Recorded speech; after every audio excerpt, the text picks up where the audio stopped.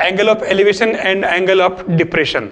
ठीक है, तो इसमें सबसे पहला जो आ रहा है जिसे 9th चैप्टर, ध्यान देना इसमें सीधी सीधी बात देखो, टेबल याद करनी पड़ेगी आपको। ठीक है, टावर के, मीनार के, पोल के, इनके सवाल है इसमें। ठीक है, जब कभी इसमें आता है, इसमें हम लंब बोलते हैं और इसको आधार बोलते हैं, इसको कर्ण बोलते हैं। लेकिन इस चैप्टर में हम इसको बोलेंगे ऊंचाई, इसको बोलेंगे आधार से दूरी, और ये सीधी दूरी कही जाएगी, सीधी दूरी। ठीक है ना, जैसे एक एरोप्लेन यहां से उड़ के गया, ठीक है, इस तरीके से ये जैसे जा रहा है, तो ये यहां से गया, अब वो कहेगा कि यहां से वो उन्नयन कोण 30 डिग्री पर जा रहा है, और ये इसमें पूछता है कि अभी वो यहां से जितनी ऊंचाई पर है, मान लो अगर ऊंचाई उसकी यहां पर 50 मीटर है या 500 मीटर जो भी है, तो उस कंडीशन में ये कहेगा कि आप सीधी दूरी ज्ञात कीजिए, जहां से, कहां से, हवाई अड्डे से। तो सीधी दूरी में आपके अभी ये क्या बन रहा है, देखो कर्ण बन रहा है, कर्ण बन रहा है, इधर ये आपके 50 है, तो सीधी दूरी अगर आप इसको x लिखोगे, तो अब यहां पर देखो ये एंगल 30 डिग्री है, ध्यान देना, और ये 50 डिग्री की ऊंचाई, तो आपके जो ज्ञात करना है कर्ण और लंब, इनमें ये किसका होता है, साइन का। तो आप साइन वाला सूत्र लगाएंगे इसमें, देखो, तो ये साइन थीटा बराबर लंब बटा कर्ण। ठीक है, साइन 30 का मान 1/2 बराबर 50 बटा x, तो ये आपके x बराबर हो जाएगा 2 × 50, तो ये 100 आ जाएगी इसमें। ऐसे ध्यान रखना है।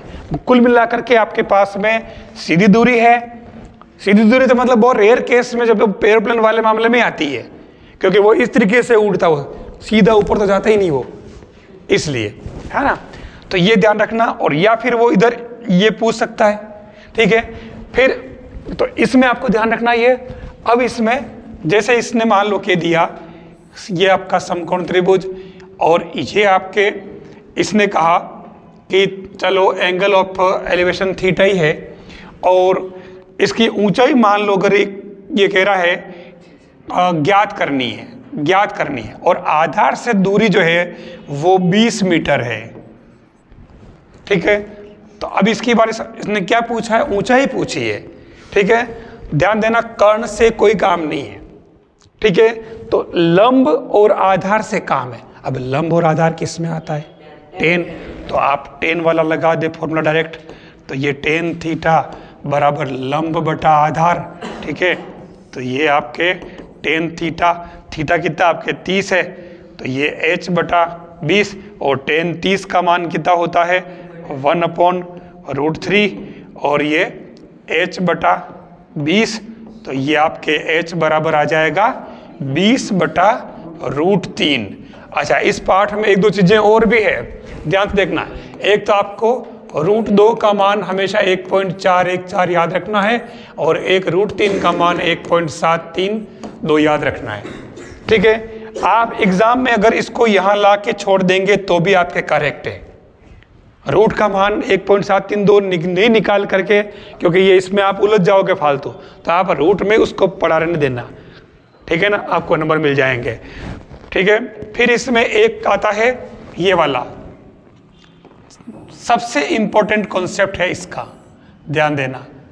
वो ये है, जैसे ये कोई टावर है जिसकी ऊंचाई PQ है और आधार से दूरी इसकी QR है, और ये कह रहा है कि इसकी जो टावर है, इस टावर की ऊंचाई इसकी छाया के बराबर है। बहुत ही इंपॉर्टेंट पार्ट, प्रश्न कह रहा है ऊंचाई बराबर उसकी छाया। ठीक है, तो ये सूर्य का उन्नतांश कोण ज्ञात कीजिए। जब कभी ये दोनों बराबर होते हैं तो आंखें बंद करके आप थीटा बराबर 45 डिग्री लिख देना, बनेगा प्रश्न ये। अगर ये नहीं बना तो इसी का सगा भाई दूसरा बन जाएगा, वो कहेगा कि सूर्य का उन्नतांश कोण 45 डिग्री है और उस समय किसी पेड़ की ऊंचाई 30 मीटर है, तो उसकी छाया की लंबाई कितनी होगी? 45 डिग्री होते ही आपको छाया की लंबाई को भी आप सेम 30 ही बन जाएगा।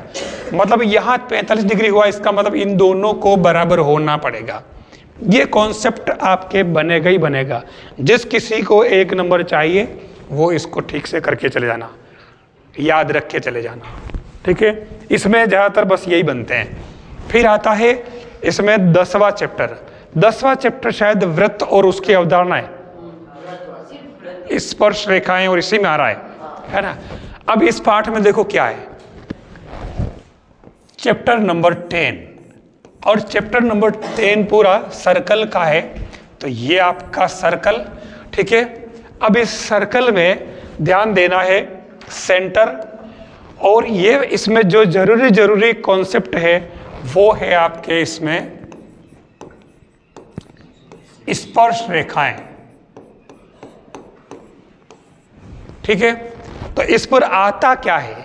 इस पर आता है कि एक कोई वृत्त है आपके, इस वृत्त पर बाह्य बिंदु P से कुल कितनी स्पर्श रेखाएं खींची जा सकती है?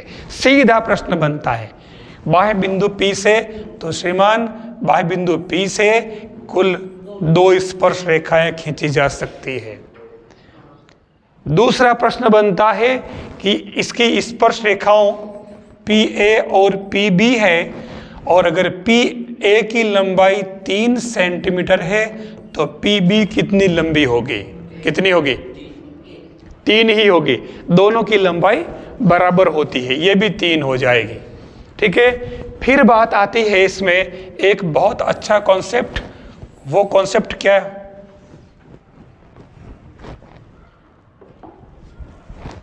ये कौन सी रेखा बन गई थी जब मैंने मिटाया? वो स्पर्श रेखा नहीं थी, ये तो स्पर्श रेखा बन गई। अभी मैंने मिटाया उसको, और उस रेखा का नाम क्या है? छेदन रेखा हो गई, प्रसिद्ध रेखा हो गई, ठीक है ना। इसलिए मैंने इसको अब की बार देखता हूँ, हो गया सही, ठीक है। अब इसमें जो सबसे बड़ा, एक तो ये हो गया कि 2 स्पर्श रेखाएं, दोनों की लंबाई बराबर। सेम मैंने वही चीज़ यहाँ पर भी ली है। मैं इसको नाम दे देता हूँ P, और ये आपके चलो A और B, ठीक है। इसमें ध्यान क्या रखना है, इसका जो सवाल बनेगा वो ये बनेगा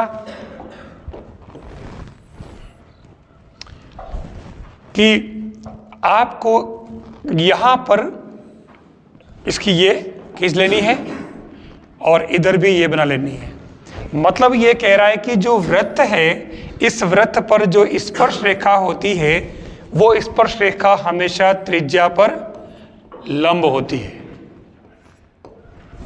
हमेशा 90 डिग्री होती है, हमेशा फिक्स है। स्पर्श रेखा चाहे आप भली इधर खींचो तो त्रिज्या इसकी ये हो जाएगी, तो ये आपके 90 डिग्री ही आएगा। ये कॉन्सेप्ट ध्यान में रखना है, ठीक है। तो अब इसमें हमारे पास एक चतुर्भुज बन रहा है। मैं मेन मुद्दे पे आ रहा हूं। मैं जो सवाल बनता है, बनता नहीं है, बनता ही है, इतना बता रहा हूं। और सबसे सरल काम है एकदम। इसमें क्या है कि आपको पता चल गया कि ये 90 डिग्री, ये 90 डिग्री।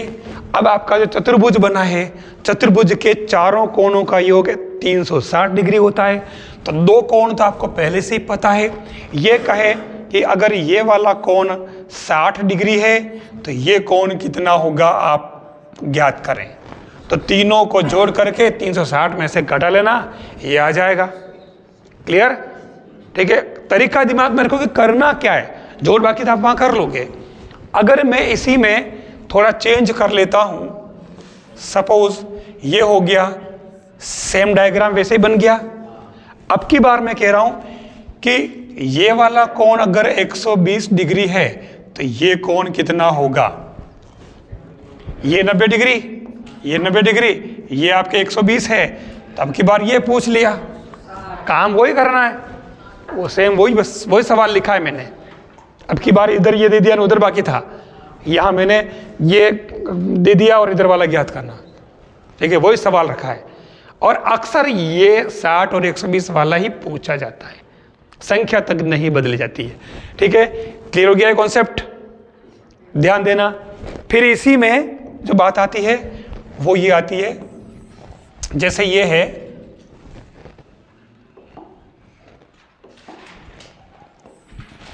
ये व्रत है, इस व्रत में मैं जो बता रहा था, हाँ ये वाली बात, मैं इसको वेल्डिंग कर देता हूं, जो छेदन से क्या बन गई, स्पर्श रेखा। ठीक है, ये इधर से भी कर दी।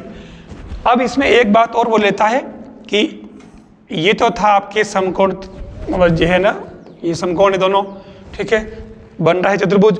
अक्सर वो क्या करता है कि इसको इससे मिला देता है, ठीक है ना। अब इसको इससे मिला दे और उस कंडीशन में वो कहेगा कि ये पूरा कोण आपके 120 है, तो आप ये वाला कोण ज्ञात करो। ठीक है, तो 30 डिग्री जाएगा आधा आधा। ठीक है, क्लियर हो गया। अब इसमें एक कॉन्सेप्ट हो रहा है, ध्यान से देखना, मुद्दे पे आ रहा हूं। इसमें जो चतुर्भुज था वो किस में बदल गया, पूरा बोलिए, समकोण त्रिभुज में बदल गया।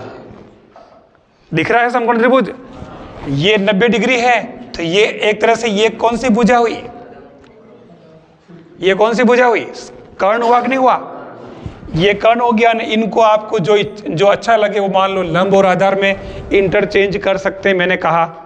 ठीक है, अब प्रश्न बनता है कि एक वृत्त, प्रश्न में देखो डायरेक्ट लिखता हूं मैं, एक वृत्त की त्रिज्या 3 सेमी व उसकी बाह्य बिंदु P से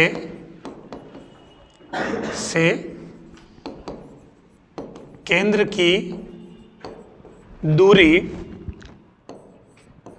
5 सेमी हो तो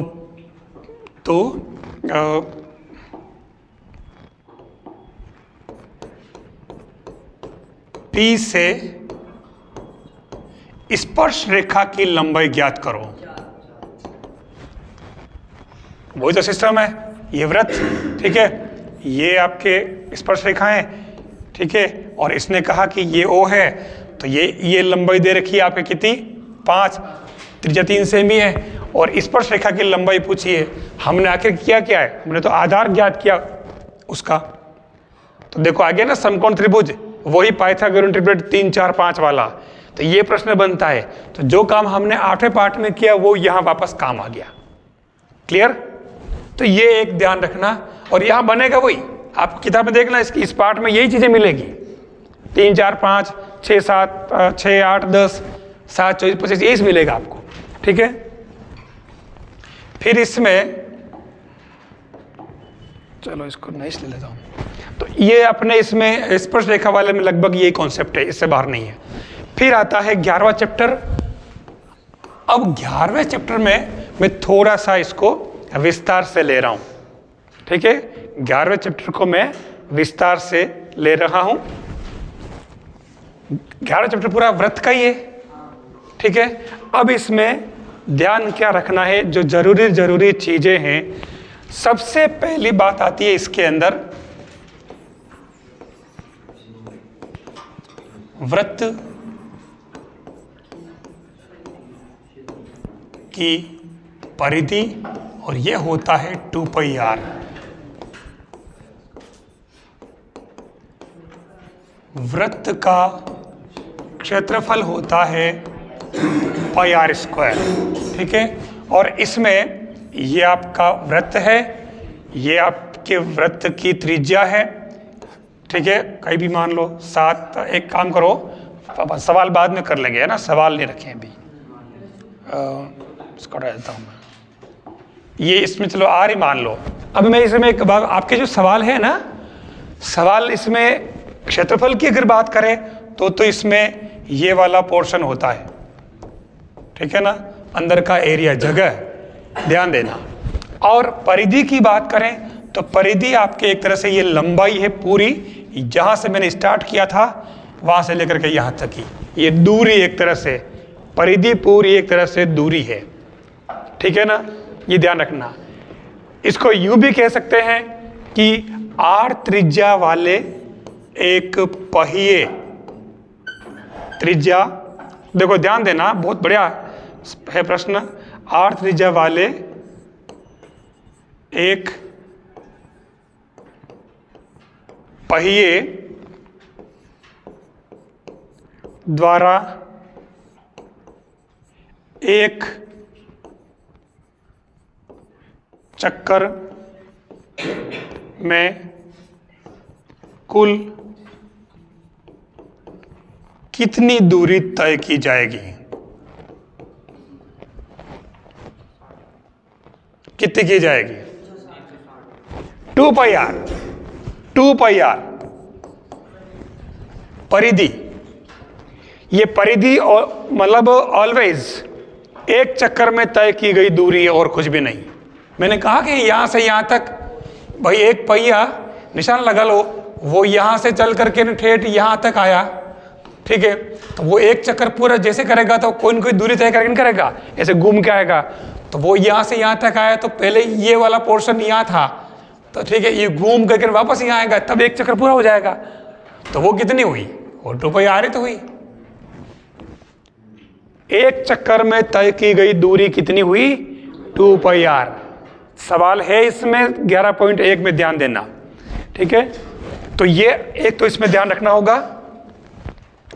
फिर इसमें अगला पार्ट आता है तीसरा इसी में, वो है त्रिज्यखंड के चाप की लंबाई।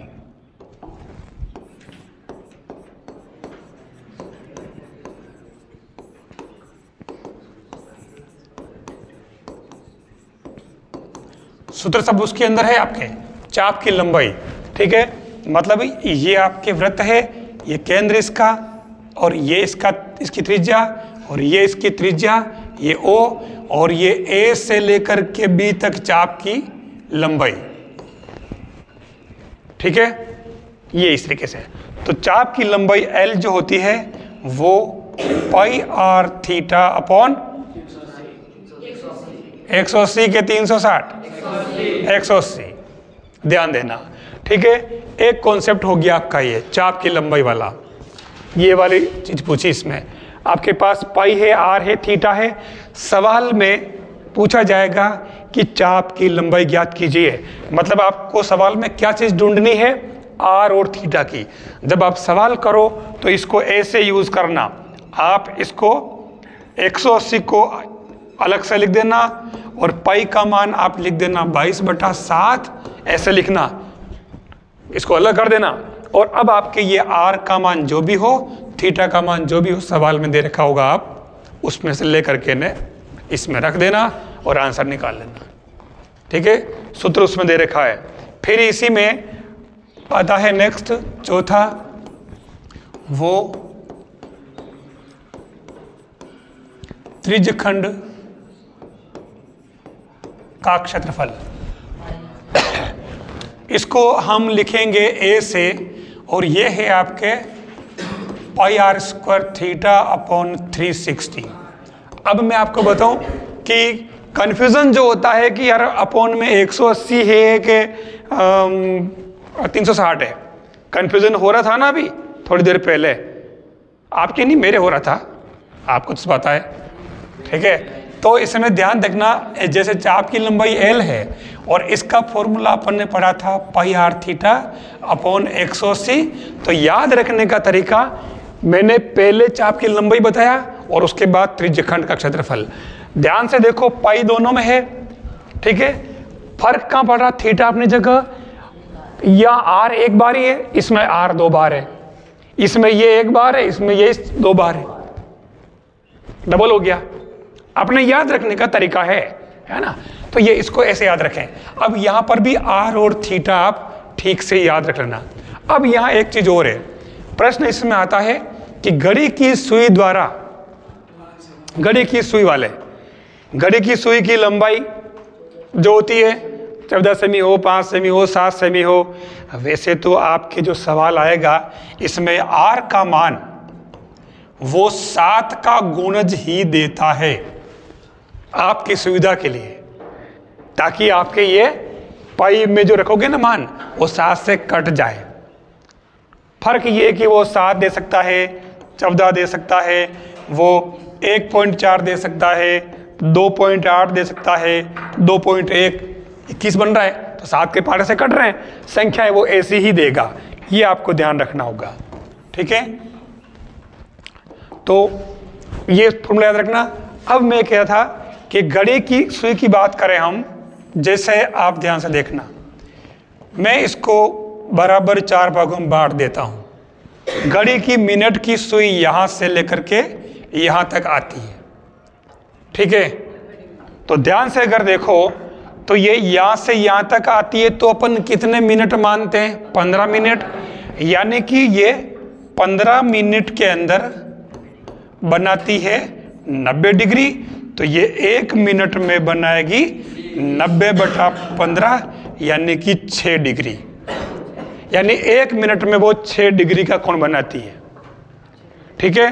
अब आपके सवाल में क्या लिखा था कि 10 मिनट में बनाया गया त्रिज्यखंड है, तो 10 मिनट की बात करें तो इसको 10 से 6 से गुणा कर दो तो 60 डिग्री आ जाएगा, ठीक है। तो थीटा आप बिठा दोगे 60 डिग्री। आया समझ में? ये आपको इसमें ध्यान रखना होगा, तो ये आप भूल नहीं करें। बाकी इसमें कोई विशेष बात नहीं। फिर इसमें आता है 5वां वृत्तखंड का क्षेत्रफल।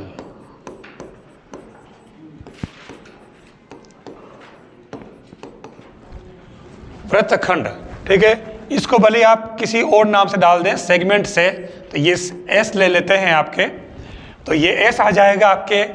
इसमें जो आपने पहले पढ़ा था अभी थोड़ी देर पहले, पाई आर स्क्वायर थीटा अपॉन 360, तो आपको लिखना ही है, ये तो लिखना ही से।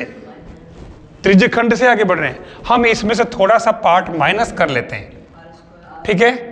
अब माइनस कौन सा पार्ट करेंगे जो देखना, ये आपके वृत्त है, ठीक है। ये आपके केंद्र है, त्रिज्या आर आर, और यहां से आप इसको ले लो तो ये आपके है वृत्तखंड। ध्यान देना, ये वृत्तखंड कहलाता है, टुकड़ा छोटा सा, ठीक है।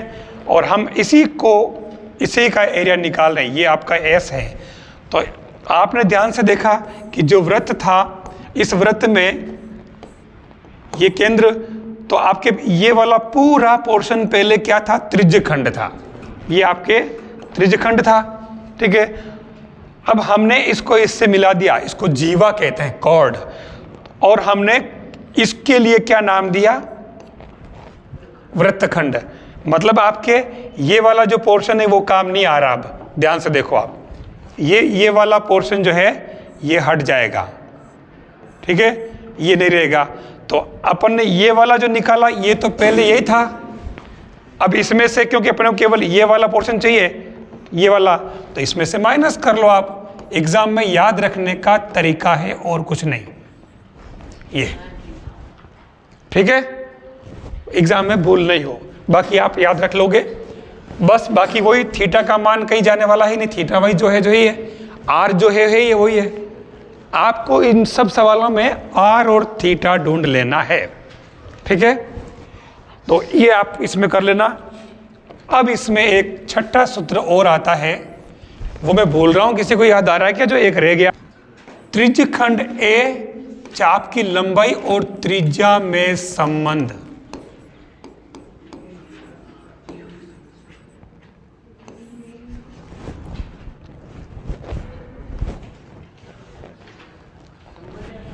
यह होता है a बराबर 1/2 L इंटू आर। अच्छी तरह से इसको याद कर लेना आप। मतलब ये क्या है?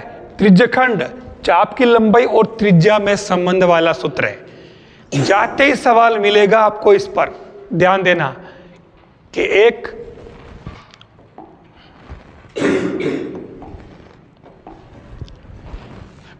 किसी वृत्त के त्रिज्यखंड का क्षेत्रफल ज्ञात कीजिए जिसकी त्रिज्या 7 सेमी और चाप की लंबाई 10 सेमी है। तो ये क्या आ जाएगा, a बराबर 1/2, L का मान आपके 10 और ये 7, तो ये कितनी बार कटा, 5 बार, तो ये 35 सेमी स्क्वायर। ये यूनिट का ध्यान रखना, इकाई बहुत काम आती है। ठीक है, आ गया समझ में? तो ये आपको इसमें ध्यान रखना होगा। फिर इसमें बस ये ध्यान रखना, इसका सवाल बनेगा ही बनेगा। इसका नाम क्या है? त्रिज्यखंड का क्षेत्रफल, चाप की लंबाई और त्रिज्या में संबंध वाला सूत्र। एक तरह से आप ध्यान से देखो तो ये किससे मिलता जुलता है? त्रिभुज का क्षेत्रफल बराबर 1/2 आधार इंटू ऊंचाई। ऐसा लग रहा है? तो उस तरीके से इसको याद रख लेना। ठीक है।